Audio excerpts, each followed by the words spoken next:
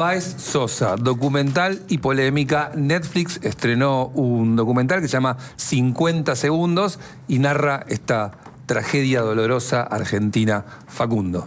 Así es, ahí estamos justamente viendo, creo que ese es el tráiler. Tuve la oportunidad de verlo, la verdad, recomendable. De mi parte, recomendable. Bueno. Yo que conozco la causa, que vi todas las audiencias del juicio, que conocí la etapa de investigación, los resultados, lo que pasó después. Es recomendable el documental. Yo diría que tiene su polémica más que nada desde el punto de vista de que la gente entiende que hay un lavado de cara para los rugbyers, cuando yo de mi parte entiendo viendo el documental que al contrario, la gente que odia a los rugbyers o que le caen mal los rugbyers con este documental le va a caer peor. Mirá. Si ven el documental y le caían mal los rugbyers, yo creo que con este le van a caer peor. Ya vamos a entrar el desglose para recordar cómo fue el caso y el desglose de lo que dijeron. Pero vos lo que ves en este documental es que los rugbyers nunca piden perdón, hablan de sí mismos. Prácticamente nunca lo mencionan con nombre propio a Fernando. Como pasó en el juicio, era un chico como nosotros. Era Fernando. Nunca dicen la palabra siquiera Fernando. Cuando hablan no le miran la cara a la madre. En el documental están las voces de todo. Por eso me parece interesante. Es como se produce el juicio, que escuchás a todo. Escuchás a abogado de la querella, escuchás a abogado de la defensa. Te cae mal el abogado de la defensa porque defiende a unos asesinos, claramente. Pero no tiene nada que ver. El abogado hace su trabajo. Y realmente en este caso, para mí lo hizo mal porque no supo sentir los vientos de por dónde iba todo. Pero hizo su trabajo desde su punto de vista de lo que creía que estaba bien para defender a estos 8 asesinos, 5 asesinos. ¿Cómo está estructurado el documental? Porque ¿por dónde empezar a contar? Son 3 capítulos, son 3 es una miniserie, son 3 capítulos. Comienza con el día, que cuenta la historia de cómo llega Fernando. No quiero spoilear tampoco para que. Pero bueno, no hay mucho spoiler, todos sabemos el final. Lamentablemente todos sabemos cuál es el final, cómo terminó y la condena, incluso de quiénes fueron condenados, quiénes no. Y es un caso que todos prácticamente conocemos. Comienza con estos últimos días de Fernando, este último viaje, que también lo podemos contar como fue la historia real, la causa. Fernando se va a sus 18 años, había terminado el ciclo básico común, un pibe estudiante muy querido, que decían que era solidario, hacía trabajo solidario, hijo único de dos ciudadanos paraguayos que se conocieron en Argentina y que vivían en Recoleta. Era el único hijo y el único sostén de su madre, por eso es que ella la vemos muchas veces muy compungida. Más allá de perder un hijo, perdió a su único hijo y su sostén, al que ella amaba muchísimo y que veía todos los días hasta el día de que se va de vacaciones y le toma una última foto y se va de vacaciones a Villa Gesell con amigos. Era su último viaje, era el último viaje que él hacía con sus amigos, porque él mismo le cuenta a su madre: mirá, después de este viaje nos vamos a empezar a separar, los caminos se empiezan a separar porque ya cada uno empieza a estudiar otra cosa, probablemente vamos a compartir mucho menos tiempo, así que es la última oportunidad de hacer un viaje todos juntos. Son como 15, 16 amigos que van en este viaje a Villa Gesell, viaje de disfrute, medio de fin de curso, si se quiere. Claro. El 18 de enero de 2008, siguiendo también un poco con lo que cuenta el documental, es prácticamente cronológico. El 18 de enero de 2020, prácticamente 2 meses antes de la pandemia. Eso no lo puedo olvidar nunca, eso. Justo 2 meses antes, entra en el duelo y el dolor en el momento en que todos nos tenemos que aislarlos, los tenemos que dejar solos en el dolor. Tal cual, tal cual. Incluso, desde ya que tienen que estar encerrados en la casa sin su hijo. Sin su hijo y encima con esta y sin situación, la fuerza del amparo de la sociedad que le dice que te acompañamos. Y todo se frena, viste que la justicia se frenaba, todo lo que no era esencial se frenó en ese momento. Incluso la causa había tomado una repercusión mediática muy alta y con la pandemia estaba el riesgo, y lo dicen en el documental también, estaba el riesgo de que se caiga la repercusión, que era importante para ellos. Realmente es un caso bandera, es un antes y un después, que marcó un antes y un después en lo que son las peleas callejeras o las peleas a la salida de boliche, que eran habituales y siguen siendo habituales lamentablemente, pero que nunca habían terminado con un fallo tan inédito como este. Un fallo tan fuerte, condenatorio, con 5 condenados a perpetua. Fue un antes y un después, y es una bandera, y lo va a seguir siendo una bandera para las peleas en los boliches y lo que pasa con los jóvenes, ¿no? Claro, y después aparecieron, Facu, irrumpieron conceptos que se veían, que se discutían poco. Claro. La manada. El ataque en manada. El ataque en manada, el grupito. Al rugby le cayó una sombra. Sí. Sí. tuvo que salir a decir, mirá, el rugby también es comunidad, también es valor. Hay de todo, hay violento como en todos lados. Claro, Sí. la discusión se abrió mucho. Y había una cuestión también de clases sociales, ¿viste? Los rugbyers eran clase media acomodada y Fernando era un pibe que había llegado al colegio que estaba, que era un colegio privado, clase media, pero por una beca. Si no, nunca hubiese podido acceder. En una beca entre 400 personas que se habían postulado, llega él, pero si no, iba a una escuela pública y no podría haber accedido nunca a esa educación. Otra cosa que siempre me pregunto, y no sé hasta qué punto se ve en el documental, es que esa noche esos chicos atacan a alguien que no conocen en absoluto. Claro, tal cual. Es alguien que está bien contado ese momento. Está muy bien, es muy interesante porque es 18 de enero de 2020, a eso de las 4 de la madrugada, es cuando llegan los rugbyers, ya estaban en el boliche en Lebric, ya estaba Fernando y sus amigos, y llegan a esa hora, llegan los rugbyers. Un ratito están, si te pones a pensar, están 20 minutos porque se pelean en esos 20 minutos que están en el boliche. Estaban acostumbrados, según testigos de Zárate, de pelearse todas las noches. Hay declaraciones en redes sociales de los propios protagonistas, de los Pertossi, diciendo todas las noches agarrándonos a piñas, de poco tiempo antes de este hecho. Y el desencadenante, si se quiere, inicial, es una nimiedad, es una pelea de borrachos. En un principio se da esta pelea de borrachos en el boliche Lebric, en calle 3, ahí en Villa Gesell. Hay una discusión, aparentemente uno le vuelca un vaso de bebida al otro, que ese otro, por cómo lo describen, porque era el de la colita, el flaquito de la colita, que tenía el rodete, es Benicelli, que Benicelli empieza a pegar piñas, después atrás de Benicelli viene Thompson y empieza a pegar piñas, en eso lo sacan los patovicas. Lo que se revela en el documental, pero que también se reveló en el juicio, es que en ese momento Fernando pega una piña. La única piña que pega Fernando es adentro del boliche, que hasta ahí, si se quiere, se podría hablar de una riña desleal, lo que sea, pero estaban los amigos de Fernando que también declaran, todos los amigos declaran en este documental, dicen, nosotros también pegamos, como que hubo una pelea adentro, me llovió una mano y yo tiré otra mano, como lo cuentan así. Una pelea normal de un boliche, que no está bien, pero es una pelea hasta ahí normal. Podés pegar una piña, te pueden pegar una piña, no está bien, pero yo me alcoholizo y me pongo alegre, no me pongo violento. Pero bueno, es algo más común, y ahí sí entraría la figura, se quiere, de riña. Si el homicidio ocurría ahí, probablemente sí podría pasar por la riña. Lo que pasa después es lo que determina la frialdad criminal de estos 8 rugbyers, 5 rugbyers que son los que pegan, que es lo que pasa después, el tiempo de enfriamiento que tienen. Los echan a todos, primero a Fernando, sale sin camisa, está la imagen en el documental de Fernando saliendo sin camisa, se queda enfrente del boliche Lebric, esperando a sus amigos, entre ellos estaba su novia que estaba dentro del boliche, tomando un helado, esperando, ya está, no quería pelearse más, no estaba esperando a los otros que le habían pegado, sino que quería que lleguen el resto de sus amigos e irse a su casa, y se acabó. Ahí en ese momento es cuando salen los rugbyers, en esos 7 minutos aproximadamente en los que están ahí afuera, empiezan lo que se quiere, no sé si verdugueo, pero sí empiezan a recorrer la zona la maniobra de inteligencia, de identificación de dónde está Fernando, porque ellos ya se la tenían jurada, si quiere. Fernando era un chico que, cuentan los amigos, no se dejaba pisotear, y quizás eso desata la furia de los rugbyers, porque estaban acostumbrados a pegarles a chicos que no se defendían, y quizás Fernando, al no dejarse pisotear, eso desató la furia de estos 8 violentos. Cuando lo identifican, se le acercan rápidamente y casi sin mediar palabras, donde empiezan a propinarle varios golpes, y ahí comienzan los 50 segundos, que es el título del documental. Es Fernando Valsosa, 50 segundos, que es lo que dura la agresión.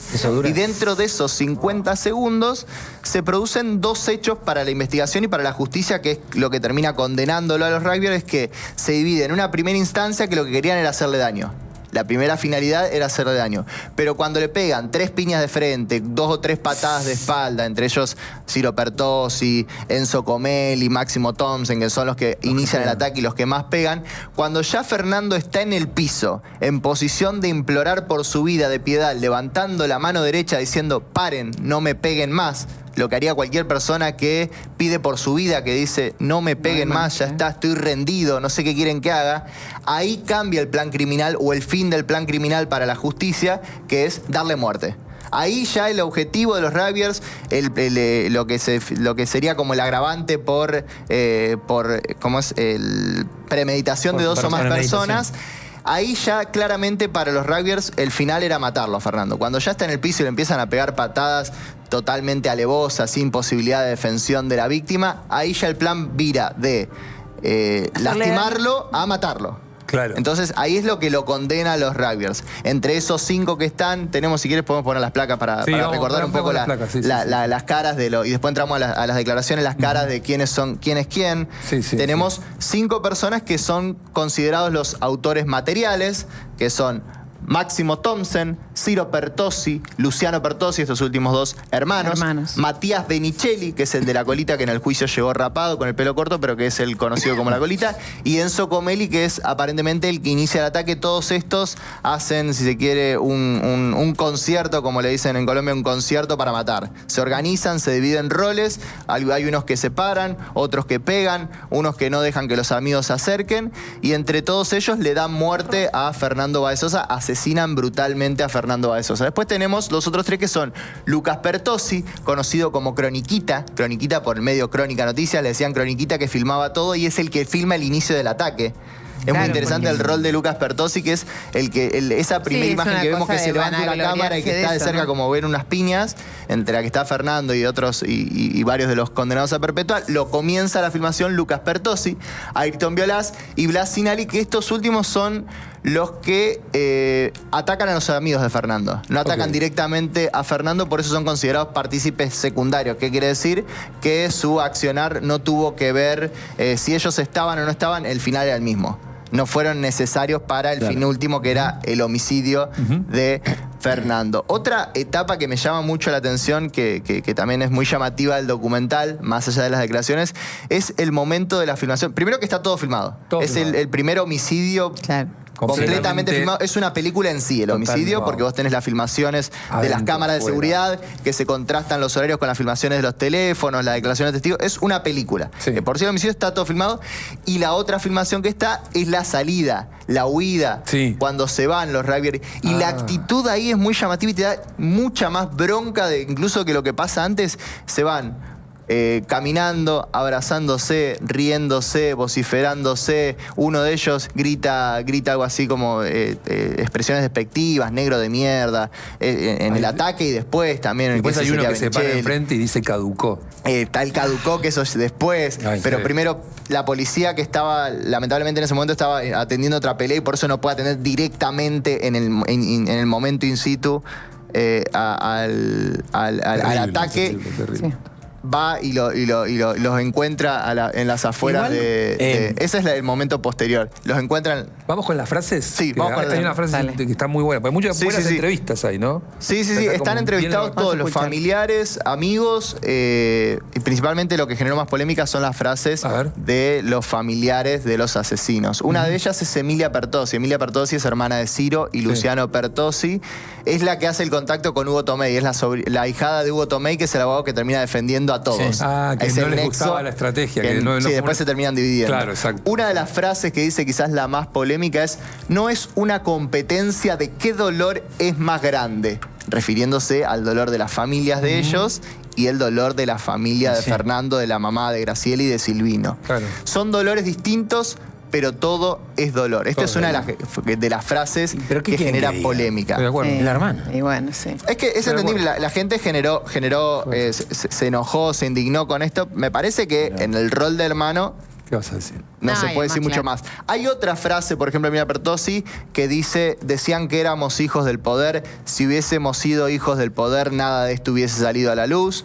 O, por ejemplo, habla de que los videos fueron puestos día tras día para generar un escenario, un clima social para que el juicio... Me parece que en ese punto... Que esa es una estrategia recontraválida. Es una estrategia válida, me parece que en ese punto lo único que hace es darle visibilidad, pero el resultado era el mismo. El homicidio fue igual. El homicidio fue igual. No cambia pero nada. es cierto que la presión de la estrategia de la defensa, que de la querella de Burlando, fue una gran estrategia. Me acuerdo, me tocó justo estar en Noticiero Mediodía en vivo, y era todos los días era un material distinto que aportaba la querella. Pero es lógico, ¿qué vas a buscar? Claro, tal cual. Necesitas esa presión. Y ya de por sí el material no es que es un material creado, sino que el material de por sí es crudísimo y durísimo. Vos lo ves y es durísimo, no es que fue inventado. Otra frase tenemos entre los familiares a Javier Thomsen, que es el padre de Máximo, el que le imprime la zapatilla, su zapatilla queda impresa, según el peritaje, en la cara de Fernando, que es el que le da aparentemente el golpe fatal, el último de los golpes. Mi hijo era el actor perfecto. Este es muy llamativo también. Mi hijo era el actor perfecto para el relato que se escribió. Más rubiecito, Más parecido al estereotipo del rugby, el apellido.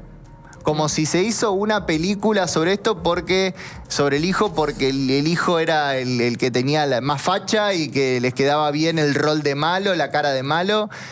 Cuando en realidad queda claro lo que les decía antes, que es hablando de las divinas y las populares. Claro. No, me parece que el problema también con esta frase, el problema con esta frase es que lo pone a Thompson como víctima. Claro. Y acá hay una sola víctima que se llama Fernando Báez Sosa. Totalmente. El resto son responsables y que se hagan cargo de las cosas que hicieron. La verdad es que no es víctima, qué sé yo, si es rubio, si es rabia o el apellido que tiene. No es por eso, es por lo que hizo. Y las pruebas son claras. El tipo tenía la zapatilla, una zapatilla marca Ciclón que le dejó marcada en la cara a Fernando. Acá, Incluso, acá la sensación que me da es que es una persona que no está leyendo o no quiere leer bien como corresponde lo que ocurrió. Bueno. Es el padre, pero de todos modos vos podés hacerlo. Obvio. Uno puede pedir disculpas y ya, y callarse la boca. Incluso dice, ellos se peleaban. Preguntas, yo como padre que o sea, mil situaciones. ¿Cómo O sea, siempre me parece que la de la hermana empatizo más porque te puede doler, porque inclusive uno cría o tiene un hermano y dice, ¿cómo fue capaz de hacer semejante cosa? Pero la hermana también en otras declaraciones defiende, también dice, ellos eran un grupo y se mantuvieron unidos, eso fue lo lindo que les dio el rugby, que fueron un grupo y se mantuvieron unidos hasta el final. Sí, también fueron un grupo y mataron a una persona. Unidos para matar a una persona es una buena idea. Bastante polémico. La otra frase que es de Mauro Pertossi, que también es muy debatible, papá de Ciro y Luciano, 2 condenados a perpetua. Si tenés hijos, que tiene que ver con lo que le gritaban a ellos cuando ingresaban a los tribunales, cuando fueron a Dolores y demás. Si tenés hijos, no podés gritarle asesino a otro padre.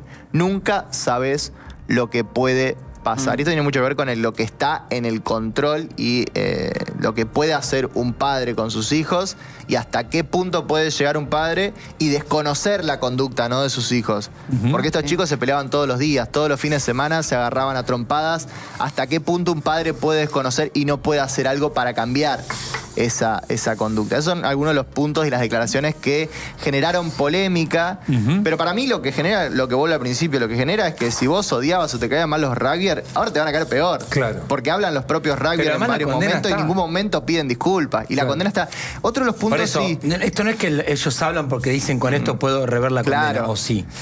Otro punto que también es polémico, que te lo dicen abogados, es que si bien está la condena, está apelada. Todavía está en desarrollo un juicio, está en la Corte Suprema, hay apelaciones. Entonces, el documental, dicen, puede jugar a favor o en contra. Dicen algunos a favor de los rugbyers porque demuestran que en realidad Báez pegó, que no era un angelito como lo vendían, bla, bla, bla. Entonces dicen, esto puede jugar en un juicio y puede hacer que el juicio sea, no sé, sea tendencioso. Claro. Como que el documental debería haber salido cuando el juicio termine, que está apelado y demás. Pero bueno, ya está confirmado también en casación, así que mucho no creo que pase de aquí en adelante con el juicio de Excelente, Basasi y la situación de los rugbyers. Lo vamos a ver. Nos convenciste. Mírenlo, está bueno, está bueno. Realmente está bueno. ¿Empezaste o no? La empecé a ver, sí. ¿Sí? La empecé a ver, pero me pasa Es muy eso crudo. de que Es muy en casa- fuerte. En casa de noche, si estoy cansado, te cabeceo. Pero no porque me aburrí, pero me conmovió. Igual lo empecé a ver y me Ya lo vimos. Chara Graciela, me pegó un fue penal. fuerte. Me pegó un Es fuerte, penal es en muy la fuerte cabeza. porque todos tenemos un hijo, un hermano, un pariente, alguien que Pero nos muy puede interesante. identificar con Fernando. Gracias, Facundo. Seguimos adelante. Ayer se movió